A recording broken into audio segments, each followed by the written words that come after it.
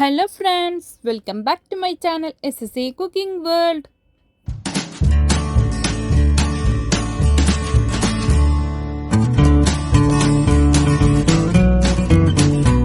നിങ്ങളുടെ മുമ്പിൽ വന്നിട്ടുള്ളത് നല്ല ടേസ്റ്റിയും ഹെൽത്തിയും പഴവും റവവും വെച്ചിട്ട് അടിപൊളിയായിട്ട് കഴിക്കാൻ പറ്റുന്ന ഒരു സ്നാക്കിൻ്റെ റെസിപ്പിയുമായിട്ടാണ് കേട്ടോ. ഇത് കുഞ്ഞു മക്കൾക്ക് പോലും ഒരുപോലെ കഴിക്കാൻ പറ്റും, അത്രയ്ക്കും ടേസ്റ്റിയും ഹെൽത്തിയാണ്. റെസിപ്പിയിലോട്ട് കിടക്കുന്നതിന് മുമ്പായി നമ്മളുടെ ഈ ചാനൽ ഇതുവരെ സബ്സ്ക്രൈബ് ചെയ്യാതെയാണ് ഏതെങ്കിലും കൂട്ടുകാർ എവിടെയെങ്കിലും കണ്ടുകൊണ്ടിരിക്കുന്നുണ്ടെങ്കിൽ ഒന്ന് പോയി സബ്സ്ക്രൈബ് ചെയ്യാനും കൂടെയുള്ള ആ കുഞ്ഞു ബെൽ ബട്ടൺ ഒന്ന് പ്രസ് ചെയ്ത് സപ്പോർട്ട് ചെയ്യാനും മറക്കല്ലേ. എന്നാലേ ഞാനിടുന്ന പുതിയ പുതിയ വീഡിയോസിൻ്റെ നോട്ടിഫിക്കേഷൻ നിങ്ങളിലെത്തുകയുള്ളൂ, നിങ്ങൾക്കത് അപ്പോഴപ്പോൾ തന്നെ കാണാനും പറ്റത്തുള്ളൂ. അപ്പോൾ പഴം വെച്ചിട്ടല്ലേ ചെയ്യുന്നുള്ളത്, അതിന് വേണ്ടിയിട്ട് നല്ല പഴുത്ത നേന്ത്രപ്പഴമാണ് കേട്ടോ ഞാൻ എടുത്തിട്ടുള്ളത്. പഴുപ്പ് നല്ലോണം കൂടിയ പഴം ഉണ്ടെങ്കിലും കുഴപ്പമൊന്നുമില്ല, അത്രയ്ക്കും മധുരം കുറച്ചിട്ടാൽ മതി. ഇതിനെ ഞാൻ നന്നായി ചെറുതായിട്ട് അരിഞ്ഞെടുക്കുന്നുണ്ട്.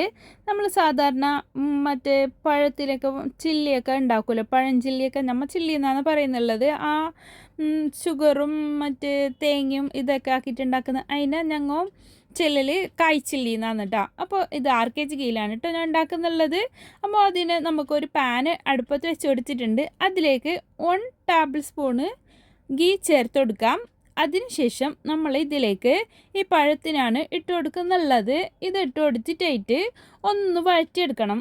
അത് ഒന്ന് വഴണ്ട് വന്നതിന് ശേഷം ആണ് നമ്മൾ ഇതിലേക്ക് ബാക്കിയുള്ള ഇൻഗ്രീഡിയൻസ് ഒക്കെ ചേർത്ത് കൊടുക്കുന്നുള്ളത് കേട്ടോ. അപ്പം നമുക്ക് ഇതിനെ ഒന്ന് സോട്ട് ചെയ്യാം.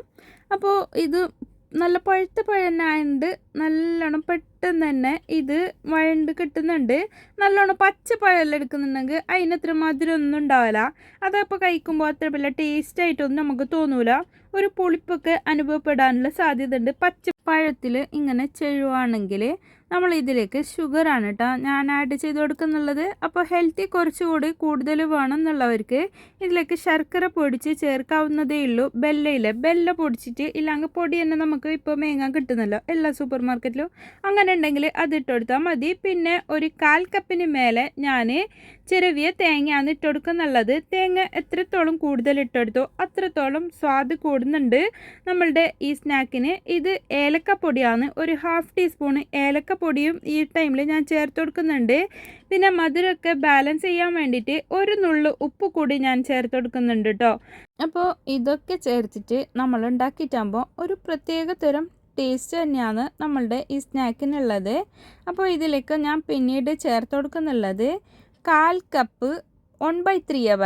ആ 1/4 കപ്പിന് കുറച്ച് മീതുണ്ട്, അത്രയാണ് ഞാനിതിലേക്ക് റവ ആണ് കേട്ടോ ചേർത്ത് കൊടുത്തിട്ടുള്ളത്. വറുത്ത റവയോ വറുക്കാത്ത റവയോ ഏതാണെങ്കിലും കുഴപ്പമൊന്നുമില്ല, നമ്മൾക്കത് ഇതിലേക്ക് ചേർത്ത് കൊടുക്കാം. എന്നിട്ടായിട്ട് ഇതിൻ്റെ കൂടെ തന്നെ ഇതിനും കൂടി വഴറ്റണം. അപ്പോൾ അതിൻ്റെ 1/2 കുക്കും ആയി കിട്ടുന്നുണ്ട് ഈ ടൈമിൽ തന്നെ. ഇതൊന്ന് ഇതിൻ്റെ കൂടെ ആയിട്ട് ഇങ്ങനെ വഴറ്റുന്ന ടൈമിൽ പിന്നീട് ഇതിലേക്ക് ഒരു 1/4 കപ്പ് പാലാണ് കേട്ടോ ചേർത്ത് കൊടുത്തിട്ടുള്ളത്. 1/4 കപ്പ് പാൽ കൂടി ഇതിലേക്ക് ചേർത്ത് കൊടുത്തിട്ട് എന്നിട്ട് നമുക്ക് ഫുള്ളായിട്ട് ഒന്ന് മൊത്തത്തിൽ ഇങ്ങനെ മിക്സ് ചെയ്തെടുക്കണം. അപ്പോൾ ഈ റവ ഒക്കെ മൊത്തത്തിൽ അത് വെന്തിട്ടും കിട്ടും, നല്ല സോഫ്റ്റും ആയിരിക്കും. ഇത് തണുത്ത് കഴിഞ്ഞാലും ഇങ്ങനെ ഹാർഡായിട്ടൊക്കെ പോകില്ല, റവയിലുണ്ടാകുമ്പോൾ അങ്ങനെ ഹാർഡായിട്ട് മുരുമുര അങ്ങനെ ഒന്നും ഇരിക്കൊന്നുമില്ല, എപ്പോഴും ഒരേപോലെ തന്നെ നല്ല സോഫ്റ്റായി തന്നെ ഇരിക്കുന്നുണ്ട്. ഇതിൻ്റെ ടേസ്റ്റ് എന്ന് പറഞ്ഞാൽ നമ്മൾ ഉന്നക്കായൊക്കെ കഴിക്കൂലേ, ഉന്നക്കായ കഴിക്കുമ്പോൾ ആ ഉന്നക്കായുമ്പോൾ പഴത്തിന് ചതച്ചടിച്ചിട്ട് അതിൻ്റെ അകത്തേക്ക് ഫില്ലിംഗ് ഒക്കെ ആക്കിയിട്ടല്ലേ നമ്മൾ കഴിക്കുന്നുള്ളത്. പക്ഷേ ഇത് ഉന്നക്കായൻ്റെ ടേസ്റ്റ് തന്നെയാണുള്ളത്. ഇത് എളുപ്പത്തിൽ ചെയ്യാനും പറ്റും. ഇതിങ്ങനെ ചെയ്തിട്ട് നമ്മൾക്ക് ഇതിനെ ബോൾസ് ആക്കിയിട്ട് ഉരുട്ടിയെടുക്കുകയോ അല്ലെങ്കിൽ അതിനെ ഏത് ഷേപ്പിൽ വേണമെങ്കിൽ ആക്കിയിട്ട് എടുക്കുകയോ അല്ലെങ്കിൽ നമുക്ക് ഇതിനെ ഇങ്ങനെ ബോളാക്കിയിട്ട് ആയപ്പാട് തന്നെ നമുക്ക് അതിനെ അങ്ങനെയും കഴിക്കാം. കൊച്ചുമക്കൾക്കൊക്കെ ആണെങ്കിൽ ഇതിങ്ങനെ തന്നെയും കൊടുത്താൽ മതി. പക്ഷേ നമ്മൾ നെയ്യൊക്കെ ചേർത്തിട്ട് വീണ്ടും ഇതിനെ ഒന്ന് സോട്ട് ചെയ്തെടുക്കുന്നുണ്ട്. അപ്പോൾ അതിൻ്റെ ഒരു കളർ ചേഞ്ചും ആയി കിട്ടുന്നുണ്ട്. ഒരു നെയ്യിൽ തന്നെയല്ലേ നമ്മളിതിനെ മൊത്തത്തിൽ ഇങ്ങനെ ചെയ്തിട്ട് എടുത്തിട്ടുള്ളത്. ഇതിലേക്ക് ഷുഗർ മാത്രമാണ് ഹെൽത്തി അല്ലാത്തതായിട്ട് ചേർത്ത് കൊടുത്തിട്ടുള്ളത്. അപ്പോൾ ശർക്കര ആകുമ്പോൾ ഇതിൻ്റെ കളർ കുറച്ച് ചേഞ്ച് ആയി കിട്ടുന്നുണ്ട്. അതുകൊണ്ടാണ് ഞാൻ ഈ ടൈമിൽ ഷുഗർ തന്നെ ചേർത്ത് കൊടുത്തിട്ടുള്ളത് കേട്ടോ. വീഡിയോക്കും ഫോട്ടോക്കൊക്കെ ഒരു കളർ കിട്ടാൻ വേണ്ടിയിട്ടും കൂടിയാണ് ഞാൻ ഇതിലേക്ക് ഷുഗർ തന്നെ ചേർത്ത് കൊടുത്തത്. ഇതാ ഞാൻ ഗീ ഇട്ടിട്ട് തന്നെയാണ് ഇതിനൊന്ന് തിരിച്ചും മറിച്ചിട്ടിട്ട് ആ കളർ ചേഞ്ച് ആക്കിയിട്ട് എടുക്കുന്നുള്ളത്. കളർ ചേഞ്ച് നമുക്ക് വേണ്ടാന്നുള്ളവർ അത് ഇപ്പം ആക്കിയിട്ട് ബോൾസ് ആക്കിയിട്ട് എടുത്തിട്ടില്ല, അത്ര തന്നെ മതിയവേ. അങ്ങനെ തന്നെ കഴിക്കാനും നല്ല ചേല തന്നെ ഉള്ളത്. ഇത് മൊത്തത്തിൽ ഞങ്ങൾക്ക് ഇത്ര ആയിട്ട് കിട്ടിയിട്ടുണ്ട്. അപ്പോൾ പെട്ടെന്നൊക്കെ ഗസ്റ്റൊക്കെ വരുന്ന ടൈമിലാണെങ്കിലും നമുക്ക് എളുപ്പത്തിൽ ചെയ്ത് കൊടുക്കാൻ പറ്റിയ ഒരു വെറൈറ്റി സ്നാക്കാണ് ഇത്. എന്തായാലും എല്ലാവരും ഇത് ഒരു തവണയെങ്കിലും ഉണ്ടാക്കിയിട്ട് നോക്കണം. അപ്പോൾ എല്ലാവർക്കും ഒരുപോലെ ഇഷ്ടപ്പെടുന്ന ഒരു സ്നാക്കാണ്.